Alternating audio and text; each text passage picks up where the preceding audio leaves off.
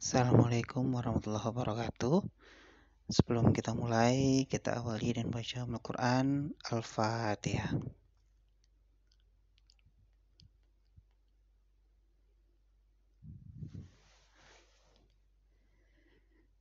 Hari ini kita akan coba lanjutkan materi kita di mata kuliah data mining.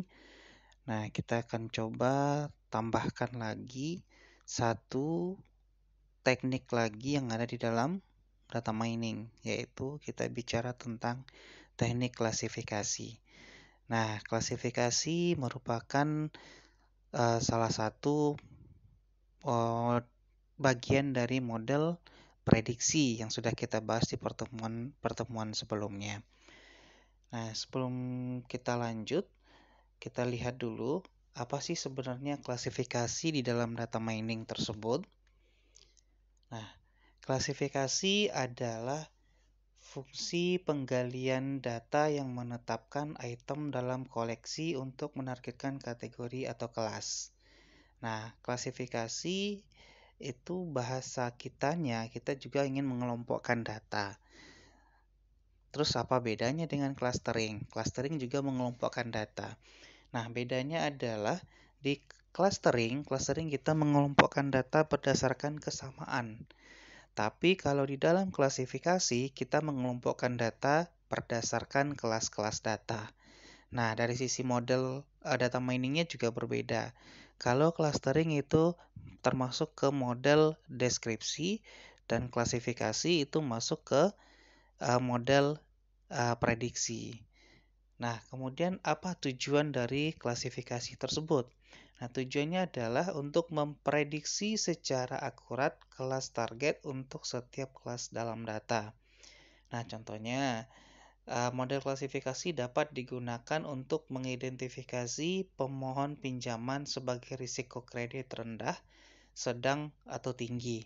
Nah, biasanya kita bisa terapkan di dalam perbankan. Nah, jadi nanti mana nasabah yang mengajukan pinjaman, nah kita bisa lihat nasabah tersebut risikonya. Apakah kita akan meminjamkan ke nasabah tersebut risikonya besar, sedang, atau kecil, rendah, tinggi, atau sedang. Nah, itu bisa kita gunakan dengan yang namanya klasifikasi.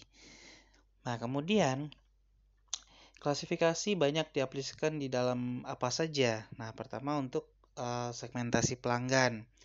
Nah, kemudian untuk pemodelan bisnis, pemasaran, analisa kredit, pemodelan respon biomedis dan obat.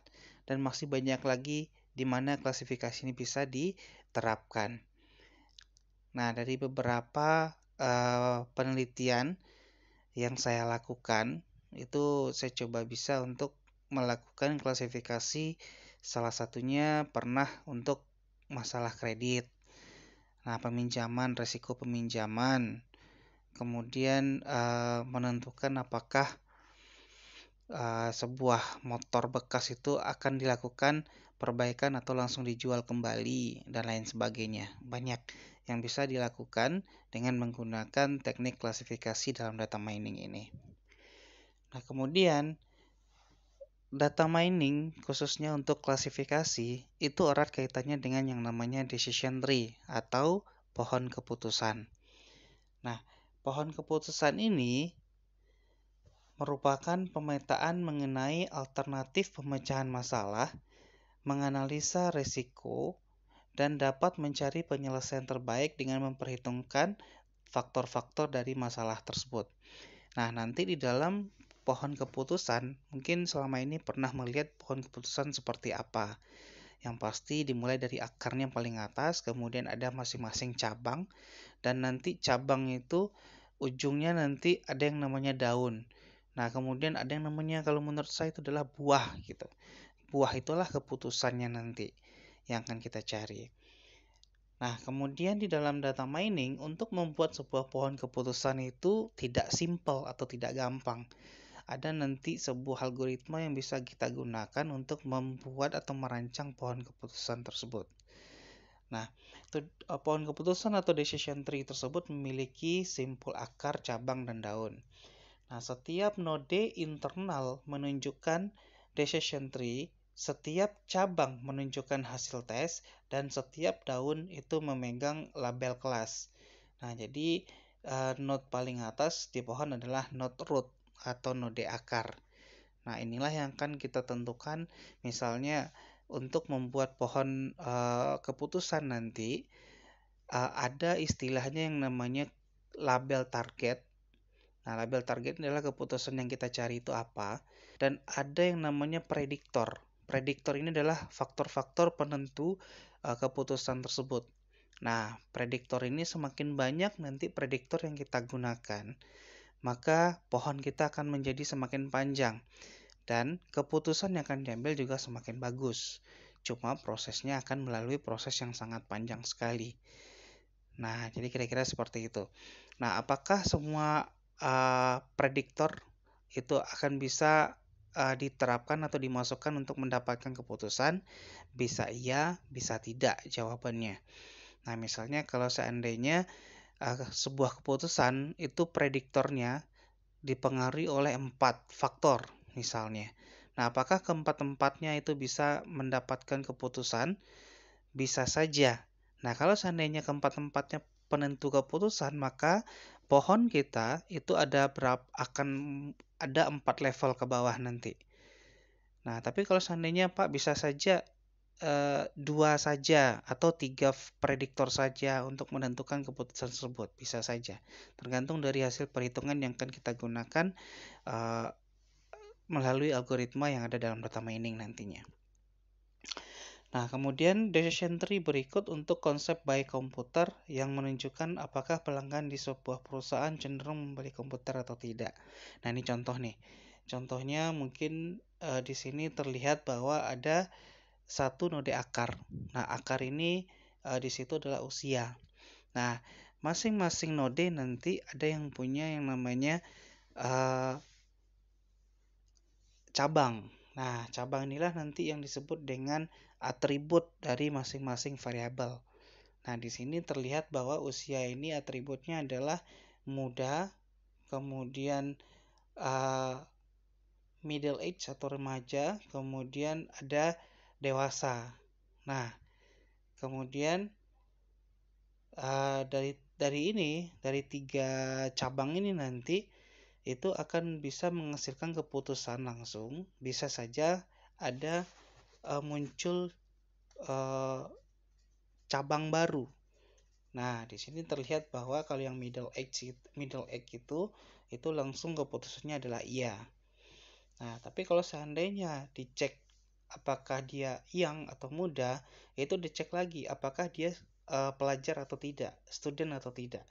Jika tidak student, maka jawabannya tidak. Tapi jika dia adalah student, maka jawabannya iya. Nah, kemudian dicek lagi jika yang usianya senior, itu dilihat lagi kredit ratingnya, riwayat kreditnya itu seperti apa. Nah, jika bagus maka iya, jika tidak bagus maka tidak. Nah, inilah kira-kira bentuk dari pohon keputusan. Nah, nanti kita akan coba buat ada contoh kasus nanti. Nah, kita akan coba buat bagaimana merancang sebuah pohon keputusan.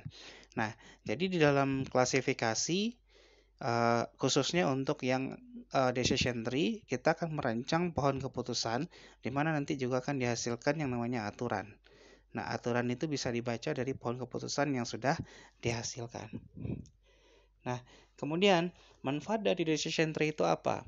Pertama, melakukan breakdown atau memecah proses pengambilan keputusan yang kompleks menjadi lebih simpel sehingga pengambilan keputusan akan lebih menginterpretasikan solusi dari permasalahan. Nah, kemudian untuk mengeksplorasi data, menemukan hubungan tersembunyi antara sejumlah calon variabel input dengan sebuah variabel target. Nah, variabel input adalah faktor atau prediktor yang saya sebutkan tadi. Nah, variabel target adalah keputusannya. Nah, jadi di dalam tabel nanti itu ada biasanya yang paling kanan itu adalah keputusan atau variabel targetnya. Kemudian yang selebihnya itu biasanya adalah variabel inputnya atau biasa juga disebut prediktor di dalam decision tree. Nah, kemudian kelebihan dari decision tree itu apa? Pertama, keputusan yang sebelumnya kompleks dan global diubah menjadi simpel dan spesifik. Nah, pastinya karena yang namanya pohon keputusan itu bagi yang sudah pernah melihat pohon keputusan seperti apa, itu akan terlihat bagaimana proses pengambilan keputusan lewat pohon keputusan tersebut. Melakukan eliminasi perhitungan yang tidak diperlukan karena sampel yang diuji hanya berdasarkan kriteria atau kelas-kelas tertentu. Nah, kemudian fleksibel untuk memilih fitur dari internal node yang berbeda, meningkatkan kualitas keputusan, dan menghindari munculnya permasalahan karena menggunakan kriteria yang lebih sedikit. Nah, ini kelebihannya. Nah, kekurangannya apa? Kekurangannya sering terjadi yang namanya overlap. Ketika kelas-kelas dan kriteria yang digunakan jumlahnya sangat banyak. Nah, sangat banyak. Sebenarnya kalau seandainya memang datanya benar, datanya tidak ada masalah, semakin banyak prediktor itu keputusan yang akan diambil makin bagus. Namun sering terjadi overlap karena data-data yang kita gunakan kadang tidak konsisten. Nah, ya menurut tidak konsisten itu seperti ini.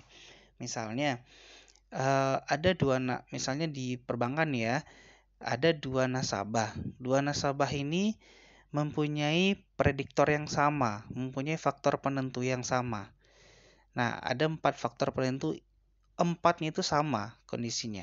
Namun, dari dua nasabah ini ternyata dengan mempunyai faktor yang sama, itu ternyata keputusannya berbeda. Nah, itu yang disebut dengan inkonsistensi data atau data yang tidak konsisten. Nah, apakah itu kemungkinan besar akan terjadi? Iya. Jawabannya iya, biasanya itu terjadi. Ya, contoh sederhananya saja seperti ini nih. Misalnya kita ingin menentukan siswa yang menerima beasiswa.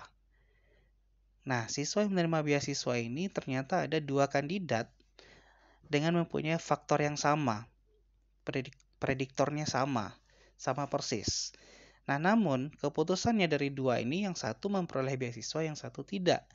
Nah, yang jadi masalah adalah kalau seandainya dengan prediktor yang sama namun keputusannya berbeda, itu akan mengacaukan data nantinya. Prosesnya tidak akan selesai.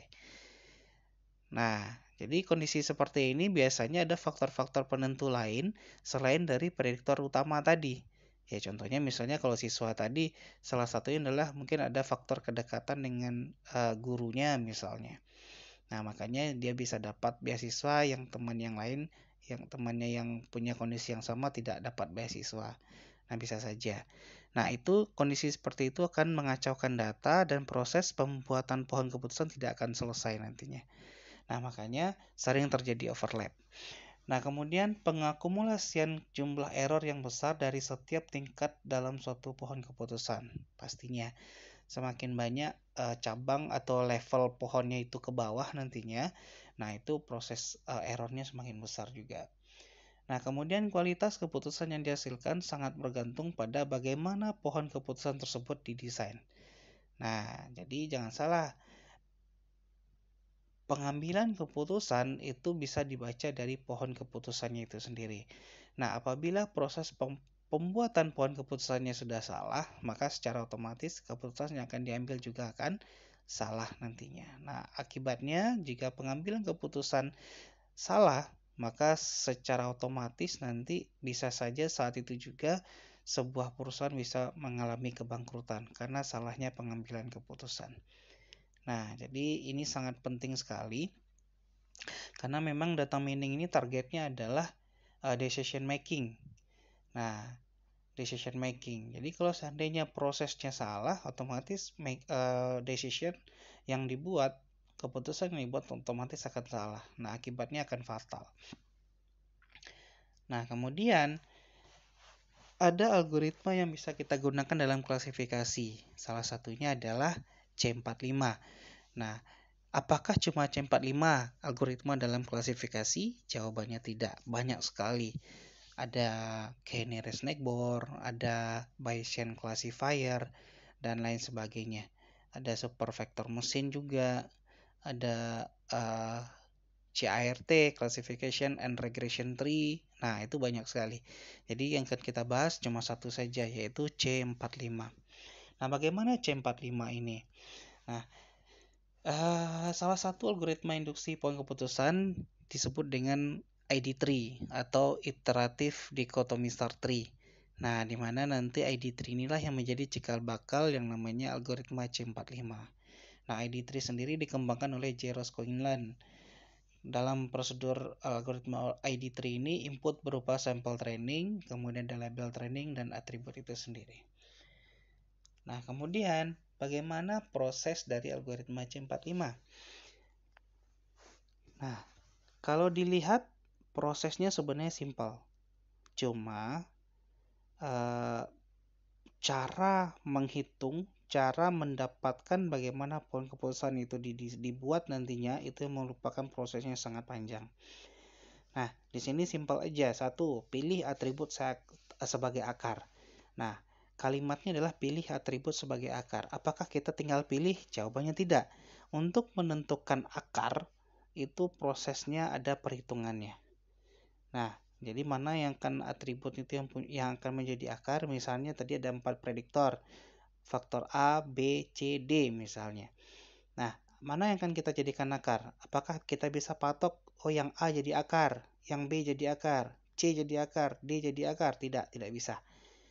Kita harus hitung dulu prosesnya. Jadi ada nilai syaratnya nanti, memenuhi syarat maka dia bisa dijadikan sebagai akar. Nah, kemudian buat cabang untuk tiap-tiap nilai. Nah, cabangnya tadi itu tergantung dari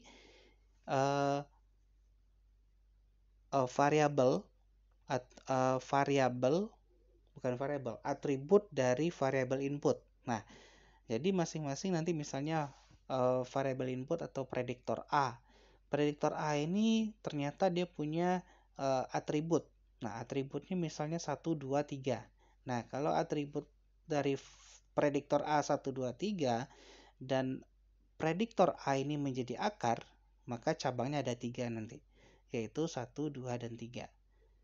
Nah, kemudian bagi kasus di dalam cabang. Nah, bagi kasus dalam cabang ini menentukan nanti bagaimana bagaimana hasil dari masing-masing cabang itu. Apakah bisa langsung di dalam menjadi keputusan atau malah akan membentuk cabang baru nantinya. Nah, 4, ulangi proses untuk setiap cabang sampai semua kasus pada cabang memiliki kelas yang sama. Artinya, nanti pengeputusan kita ini paling bawah itu sudah merupakan keputusan. Jadi tidak ada lagi tanda tanya, tidak ada lagi yang namanya prediktor yang belum terselesaikan. Nah, jadi akan muncul nanti pokoknya yang paling bawah itu adalah nanti keputusannya. Apa keputusannya? Nah, jadi sekarang ada ketentuannya. Nah, untuk memilih atribut sebagai akar, itu didasarkan pada nilai gain tertinggi dari atribut-atribut yang ada. Nah, tadi yang saya bilang adalah kalau faktornya A, B, C, D, kita cari nilai gain tertinggi dari A, B, C, D tersebut masing-masing. Nah, yang paling tinggi nanti nilai gainnya itulah yang akan menjadi akar. Nah, untuk mendapatkan nilai gain, itu harus ditentukan dulu nilai entropi namanya. Nah, jadi untuk mendapatkan nilai gain, kita harus hitung dulu nilai entropi masing-masing. Nah, bagaimana cara kita menghitungnya? Nah, untuk mendapatkan nilai entropi, rumusnya adalah entropi S itu sama dengan sigma min PI dikali log 2 PI. Nah, log 2 di sini, log 2 PI di sini itu tidak perhitungannya tidak ada agak susah menggunakan kalkulator. Jadi gunakanlah scientific calculator nanti. Biasanya ada beberapa kalkulator yang sudah ada tombol log 2. Log 2-nya itu 2-nya kecil ya. Jadi bukan log 2 besar tidak, tapi log 2 kecil di bawah. Nah, jadi bagi yang ada kalkulator saintifik nanti yang memang sudah ada tombol log 2-nya kecil, log dengan 2 kecil yaitu di bawah, silahkan digunakan. Tapi kalau seandainya kalkulatornya tidak ada log 2-nya, maka proses pencariannya seperti ini. Log 2 PI itu sama dengan ln PI dibagi dengan ln 2. Nah, itu nilai log 2 PI nanti, bagi yang kalkulatornya tidak ada. Jadi untuk menghitung nanti disarankan menggunakan scientific calculator, tidak menggunakan kalkulator biasa. Nah, di mana ketentuannya adalah S adalah himpunan kasus, N adalah jumlah partisi S, dan PI merupakan proporsi dari SI terhadap S. Nah, ini untuk mendapatkan nilai entropi. Nah, nilai entropi ini digunakan untuk mencari semua nilai atribut, entropi dari atribut. Misalnya tadi kan kalau prediktornya A, B, C, D, E. Nah, prediktor A itu punya atribut 1, 2, 3 misalnya. Nah, nilai entropinya kita akan cari nilai entropi dari 1, entropi dari 2, dan entropi dari 3. Jadi nilai atribut dari masing-masing prediktornya. Nah, kemudian kalau sudah dapat nilai entropi semuanya, baru kita cari nilai gennya. Nah, kalau nilai gen, baru nilai gen dari masing-masing prediktor. Berarti gen A, gen B, gen C, dan gen D nanti. Nah, untuk mencari nilai gen, itu sama dengan entropi S. Entropi S berarti entropi yang sudah kita dapatkan di awal tadi, entropi awalnya, dikurang dengan sigma dari SI per S, nilai mutlak ya. Nilai mutlak SI dibagi dengan nilai mutlak S, artinya kalau seandainya nilainya minus, maka hitungannya adalah positif. Jadi kalau dia negatif, hasilnya adalah positif nanti. Dikalikan dengan entropi SI. Di mana S adalah himpunan kasus, A adalah atributnya, N adalah jumlah partisi atribut A, kemudian nilai mutlak SI itu merupakan jumlah kasus pada partisi KI, dan nilai mutlak S itu adalah jumlah kasus dalam S. Nah, nanti kita lihat bagaimana cara penggunaan rumusnya. Nah, sekarang kita coba masuk contoh dari C45. Nah, contohnya saya punya data seperti ini. Ada sebuah tabel keputusan di mana tabel ini digunakan tabel ini menentukan apakah kita bisa melakukan atau bermain tenis atau tidak. Nah, di sini kelihatan ya bahwa ada sebuah tabel dengan kolomnya totalnya ada 6 kolom. Nah, yang 6 kolom ini, kolom paling kanan itu merupakan keputusan. Itu adalah variabel target, keputusannya. Nah, kemudian kolom paling kiri itu merupakan jumlah kasusnya. Jadi nomor kasusnya. Nah, nomor kasus ini tidak masuk ke dalam prediktor. Jadi prediktor itu nanti adalah yang 4. Mulai dari outlook, temperatur, humidity, dan windy. Nah, itu yang disebut dengan prediktor. Jadi, dari tabel ini bisa kita lihat bahwa ada sebanyak 14 kasus atau 14 kondisi di mana untuk menentukan apakah bisa bermain tenis atau tidak.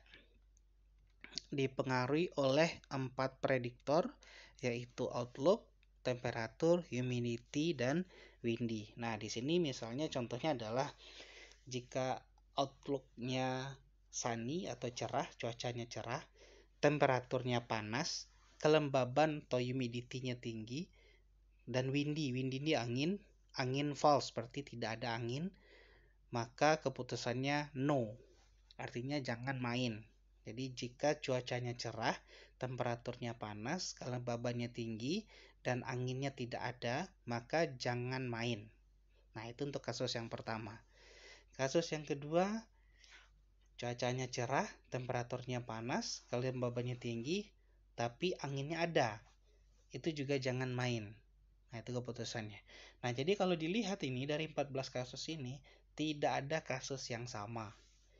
Nah, jadi kuncinya di dalam C45 dalam tabel keputusan itu bisa ada kasus yang sama, bisa ada tidak. Nah, kondisinya di sini tidak ada kasus yang sama. Tapi bisa saja nanti ada kasus yang sama. Nah, tapi perhatikan, kasus yang sama tersebut jangan sampai keputusannya berbeda.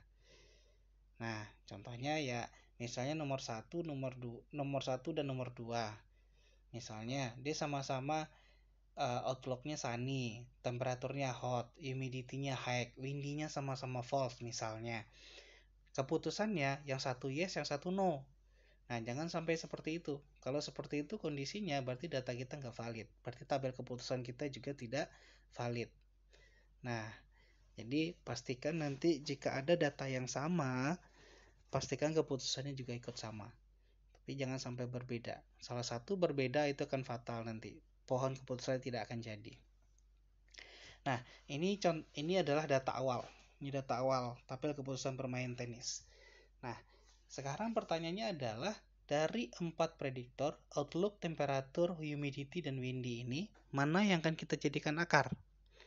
Nah, di sini kan belum bisa kita tentukan. Oh, outlook aja Pak, temperatur saja Pak, humidity saja, windy saja. Tidak. Tidak bisa kita jadikan akar, tidak bisa main tebak-tebakan seperti itu. Nah, caranya adalah kita gunakan algoritma tadi. Nah, algoritma yang algoritma C45 tadi.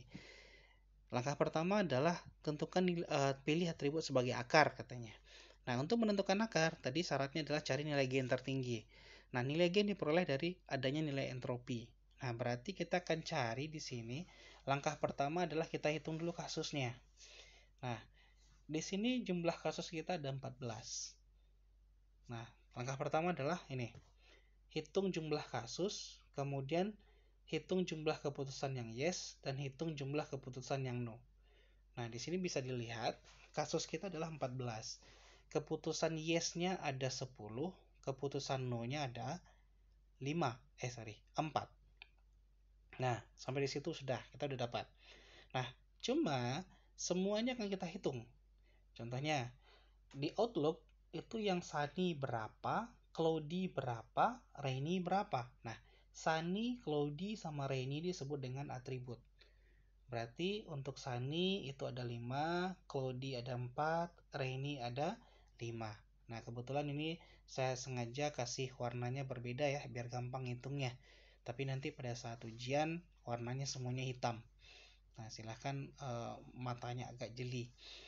Kemudian temperatur juga punya 3 atribut, yaitu hot, mild, dan cool. Kemudian humidity punya 2 atribut, high dan normal, dan windy punya 2 atribut, false dan true. Nah, jadi kita bisa hitung seperti ini jadinya tabel kita. Nah, jadi untuk total jumlah kasusnya ada 14. Kemudian jawaban yes-nya tadi 10, jawaban no-nya ada 4. Nah, kemudian yang outlook. Outlook tadi cloudy-nya ada 4, rainy-nya ada 5, sunny-nya ada 5. Nah, tapi juga dihitung nilai yes dan no-nya. Nah, jadi untuk yang cloudy di situ semuanya yes. Berarti 4 yes. Sunny itu ada 3 yang no, ada 2 yang yes. Kemudian rainy itu ada 1 yang no, ada 4 yang yes. Nah, jadi di sini udah kelihatan. Nah, temperatur juga seperti itu.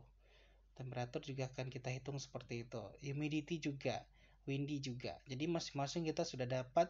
Kalau di total nih misalnya nih untuk yang cloudy, rainy, sunny 4, 5, 5. Kalau dijumlahkan hasilnya pasti 14. Kemudian yang 0, 1, 3 itu kalau dijumlahkan ke atas pasti 4. 4, 4, 2 dijumlahkan ke atas pasti 10. Nah, yang temperatur juga sama. Temperatur yang warna hijau 4, 4, 6 dijumlahkan pasti 14. 0, 2, 2 dijumlahkan pasti 4. 4, 2, 4 dijumlahkan pasti 10. Yang humidity juga sama. 7 tambah 7 pasti 14. 4 tambah 0 pasti 4. 3 tambah 7 pasti 10. Nah, yang windy juga 8 tambah 6 14. 2 tambah 4 2 oh maaf di sini bentar ini yang salah saya nih, di bawah ini ada yang salah nih, mohon maaf.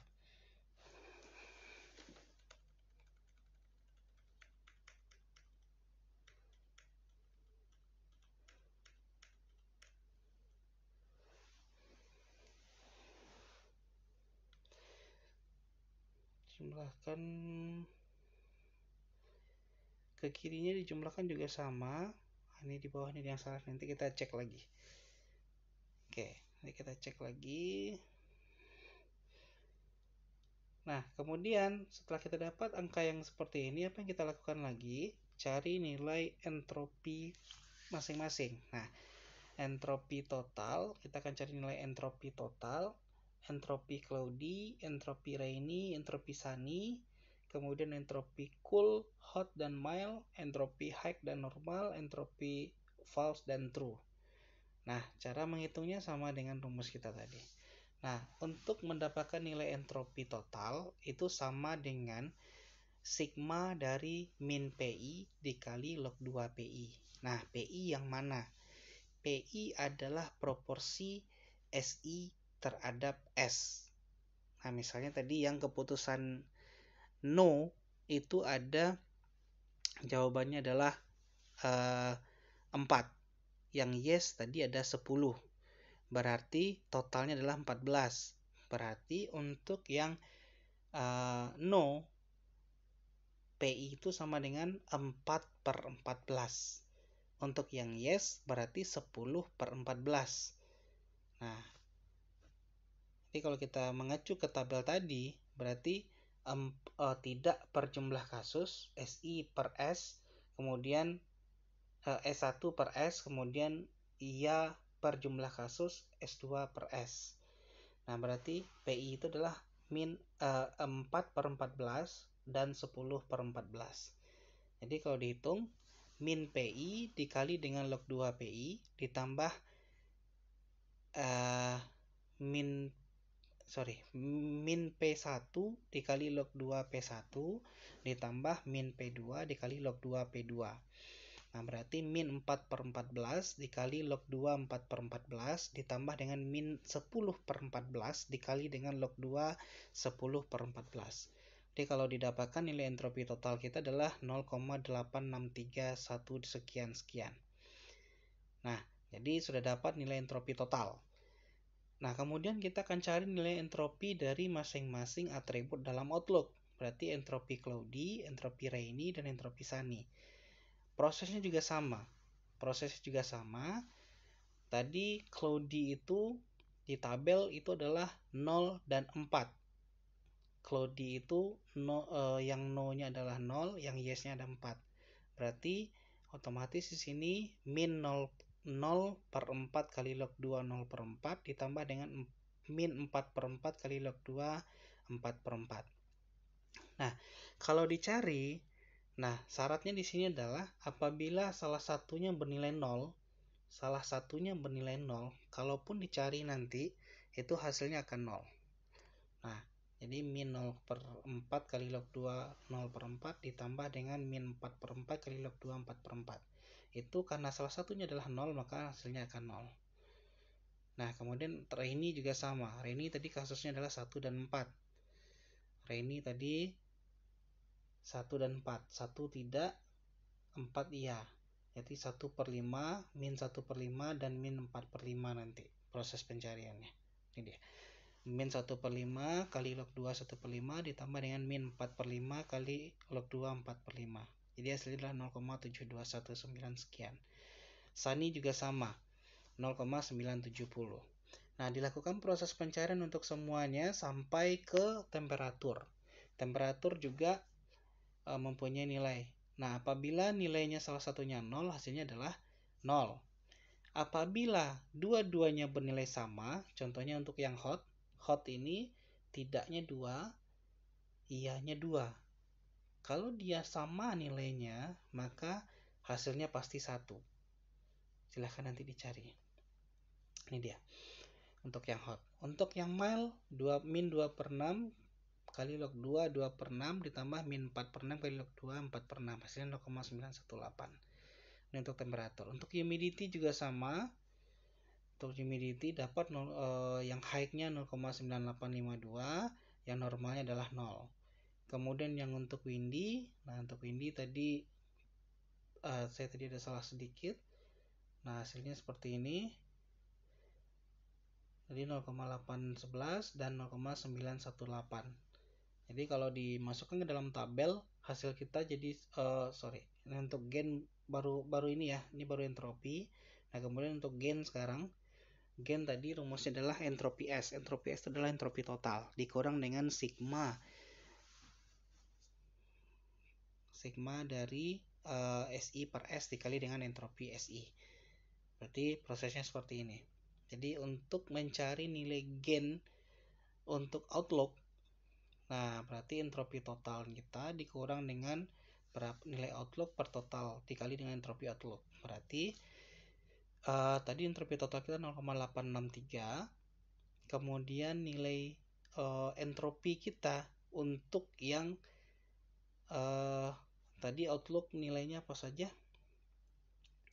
Untuk yang outlook tadi nilainya ada cloudy, rainy, dan sunny. Nah, cloudy tadi kan 0, rainy 0,72, sunny adalah 0,97. Nah, jadi pencariannya adalah untuk yang 4/14 dikali 0, ini untuk yang rainy, untuk cloudy, 5/14 untuk kali 0,72 dan 5/14 0,97. Nah, berarti ini yang 4/14 adalah sebentar. Yang 4/14 itu adalah cloudy, 5/14 rainy dan 5/14 adalah sunny. Nah, jadi yang dicari adalah 4/14 kali nilai entropinya, kemudian 5/14 kali nilai entropinya juga, dan 5/14 kali nilai entropinya juga. Jadi hasil dari nilai gain untuk outlook itu 0,258. Nah, untuk temperatur juga sama. Temperatur tadi punya 3 atribut juga. Atributnya ada mulai dari cool, hot, dan mild.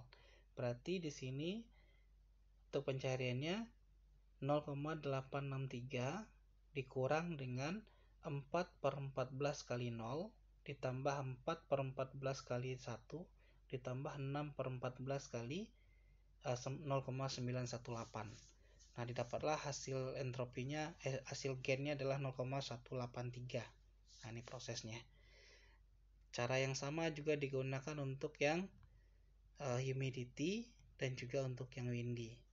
Jadi diperolehlah hasilnya seperti ini. Untuk humidity nilai gainnya 0,370 dan windy nilai gainnya 0,059.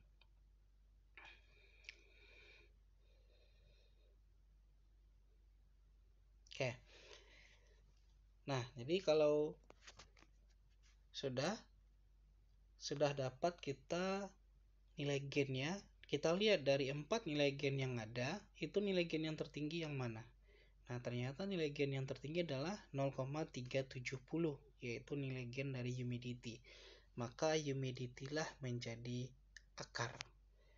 Nah, humidity menjadi akar. Nah, humidity tadi punya 2 cabang, yaitu high dan normal. Nah, di sini terlihat bahwa untuk yang normal itu dari jawabannya dari jumlah kasus normal itu ada 7. Yang jawaban ya itu adalah 7, yang jawaban tidak adalah 0. Berarti secara otomatis kalau salah satunya sudah bernilai 0 di situ, maka secara otomatis adalah keputusan. Berarti untuk yang normal pasti keputusannya adalah yes. Nah, untuk yang high itu karena masih ada nilai tidaknya 4, nilai ya-nya adalah 3, maka itu menjadi tanda tanya. Artinya kita akan cari lagi cabang berikutnya setelah humidity, cabang apa lagi yang akan kita gunakan ke bawahnya lagi. Berarti kalau humidity sudah jadi akar, berarti sisa 3 lagi yang akan kita proses. 3 ini yang mana? Berarti ada outlook, ada temperatur, dan ada windy. Nah, jadi kondisinya adalah karena humidity yang normal itu jawabannya adalah yes, maka data dari awal yang 14 tadi yang humidity-nya normal itu dihilangkan. Tinggal data yang humidity high saja lagi. Nah, berarti kasus kita sudah hilang 7. Karena kan tadi kan humidity normal itu ada 7. Nah, jadi kita hilang data kita 7, tinggal 7 data lagi. yaitu 1, 2, 3, 4, kemudian data 8, data 12, dan data 14 yang humidity-nya high semua. Nah, setelah kondisi seperti ini apa harus kita lakukan? Kita hitung lagi, masukkan ke tabel lagi seperti ini. Nah, humidity high di sini kelihatan bahwa jumlah kasus kita itu sisa 7. Ada 4 yang tidak, ada 3 yang iya. Kita cek ya. Nah, berarti yang warna merah nih, no-nya 4, yes-nya ada 3. Nah, kemudian dihitung lagi masing-masing. Untuk Outlook sunny, cloudy, rainy. Sunny-nya ada 3 yang no. Berarti yang yes-nya 0. Cloudy itu yes dua-duanya. Rainy itu 1 yes, 1 no. Nah, berarti udah kelihatan di sini nih. Ini dia nih. Nah, kemudian temperatur. Temperatur yang tinggal, temperatur itu 3 hot, 4 mild.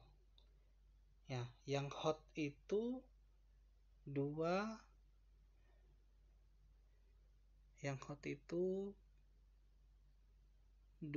yes, 1 no. 2 no, 1 yes. Kemudian yang mild itu 2 yes, 2 no. Nah, yang temperatur cool itu ternyata tidak ada lagi. Karena ikut dihilangkan dari humidity normal tadi. Makanya di sini untuk yang cool 0 dia. Yang cool 0, yang hot 3, yang mild 4. Nah, kemudian yang windy juga sama. Yang windy sisa false-nya 4, true-nya 3. Nah, yang false itu 2 yes, 2 no. Yang true itu 2 yes, 1 no. 1 yes, 2 no. Nah, jadi hasilnya seperti ini. Nah, apabila kita sudah dapat tabel seperti ini, maka proses selanjutnya adalah kita akan hitung nilai entropi lagi. Entropi yang mana? Entropi cloudy, rainy, sunny. Entropi cool, hot, dan mild. Entropi false dan true. Karena entropi humidity yang high perlu dihitung lagi, nggak usah. Karena nilai humidity yang high itu sudah kita dapatkan di perhitungan sebelumnya. Nah, humidity yang high itu 0,9852. Ini yang warna oranye ini, 0,9852. Nah, jadi tinggal dimasukkan ke tabel ini. Jadi kita hitung lagi. Setelah kita hitung nilai entropi masing-masing ke nilai gain masing-masing dengan cara yang sama seperti tadi, maka diperoleh tabelnya seperti ini. Nah, nilai entropi masing-masing 0,98 itu nilai entropi humidity high-nya. Nah, untuk yang cloudy salah satunya bernilai 0, berarti udah pasti 0. Untuk rainy sama-sama bernilai 1, udah pasti 1. Sunny salah satunya bernilai 0, udah pasti 0. Yang cool juga salah satunya bernilai 0, berarti 0. Kemudian hot, yang hot itu 2, 1, 0,918. Yang mild itu 22, berarti sama, udah pasti 1 dia. Nah, untuk yang windy juga sama, 22 udah pasti 1. Kemudian untuk yang true 21, berarti 0,918. Nah, dengan cara yang sama perhitungan untuk gain kita dapatkan gain dari masing-masingnya. Gain outlook 0,699, gain temperatur 0,02, dan gain windy 0,02. Nah, gain tertinggi di sini adalah gain outlook 0,699. Maka cabang yang akan diisi berikutnya itu diisi oleh outlook. Nah, jadi tadi humidity yang high masih tanda tanya, sekarang sudah ada diisi oleh outlook. Outlook punya 3 cabang, yaitu sunny.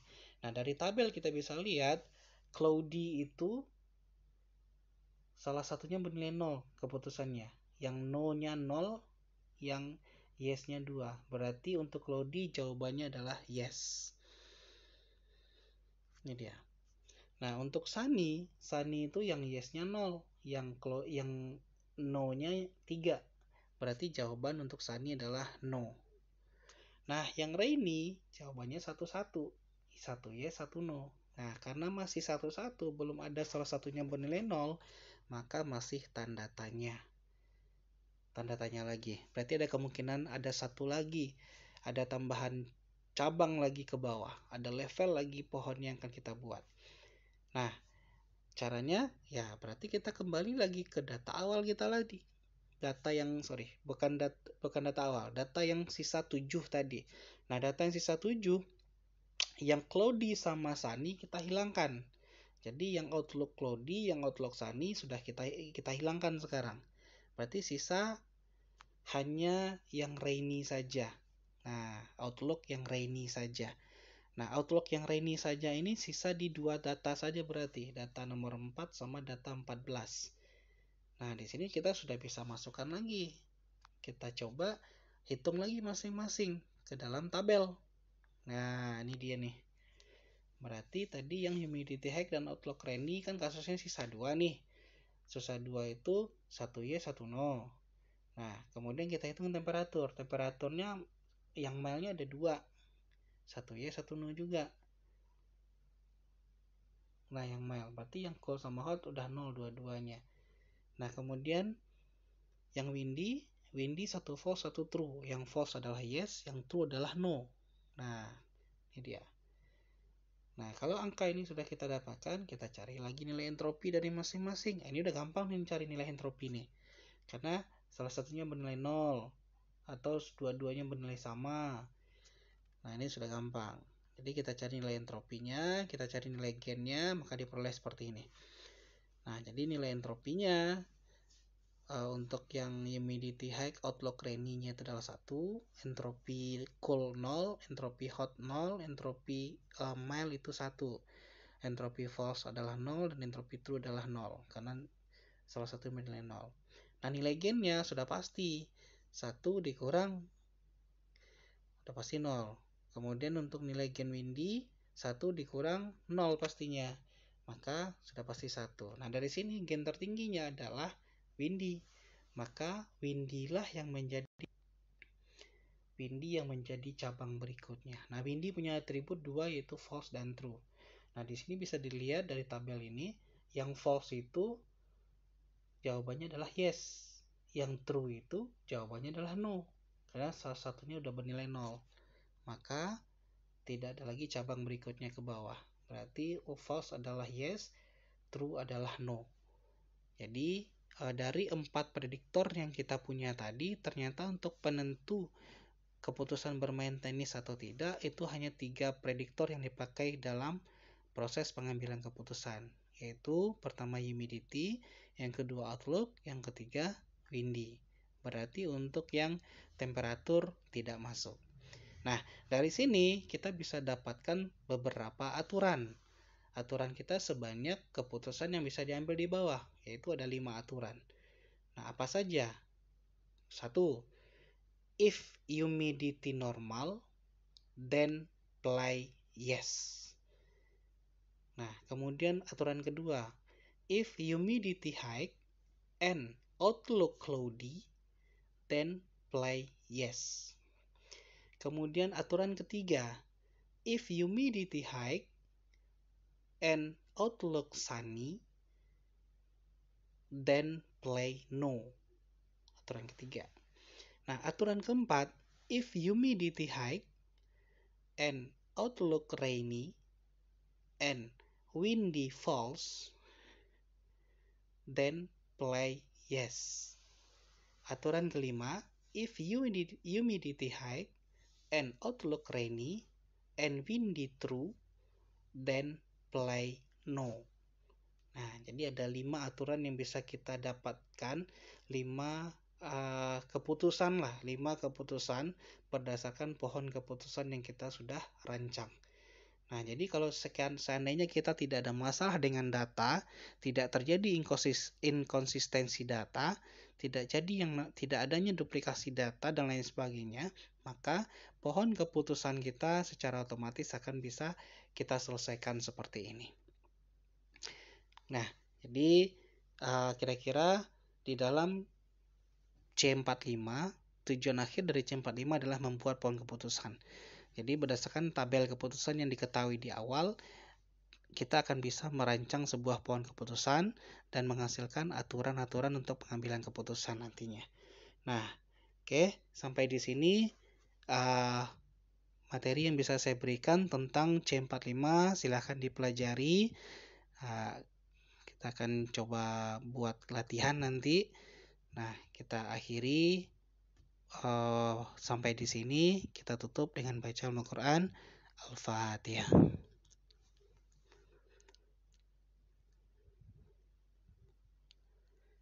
Oke, Assalamualaikum warahmatullahi wabarakatuh.